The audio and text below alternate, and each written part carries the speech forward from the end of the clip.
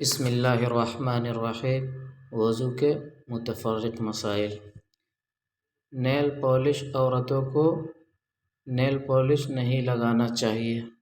ناخن پر پالش ہونے کی وجہ سے پانی ناخن تک نہیں پہنچ پاتا، اس لیے ناخن پر نیل پالش ہوتے ہوئے وضو اور غسل صحیح نہیں ہوگا، لہٰذا وضو اور غسل صحیح ہونے کے لیے نیل پالش چھڑانا ضروری ہے۔ حوالہ کتاب الطہارت۔ لپسٹک۔ عورتوں کو لپسٹک نہیں لگانا چاہیے۔ لپسٹک مختلف کیمیکلوں سے بنائی جاتی ہے اور یہ کئی قسم کی ہوتی ہے۔ اگر یہ تہ دار پرت والی ہے تو وضو اور غسل کے وقت اس کا صاف کرنا ضروری ہے، ورنہ وضو اور غسل صحیح نہیں ہوگا۔ حوالہ کتاب الطہارت۔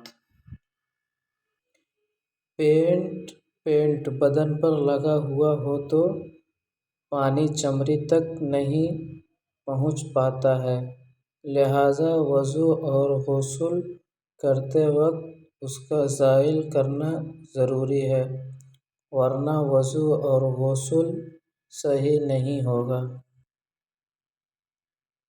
حوالہ کتاب الطہارت۔ انگوٹھی۔ اگر کسی نے تنگ انگوٹھی پہن رکھی ہو تو وضو کرتے وقت اس کا ہلانا ضروری ہے تاکہ پانی انگوٹھی کے نیچے تک پہنچ جائے، اور اگر انگوٹھی ڈھیلی ہو تو اسے ہلانا مستحب ہے۔ مستحب مطلب سنت ہے۔ حوالہ کتاب الطہارت۔ کان اور ناک کا زیور۔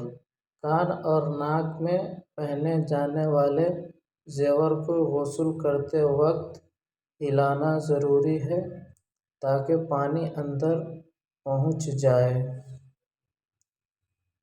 حوالہ کتاب الطہارت۔ سطر کھلنے سے وضو نہیں ٹوٹتا۔ بدن کا چھپا ہوا حصہ کھل جائے یا بدن کے سارے کپڑے اتار دینے سے وضو نہیں ٹوٹتا۔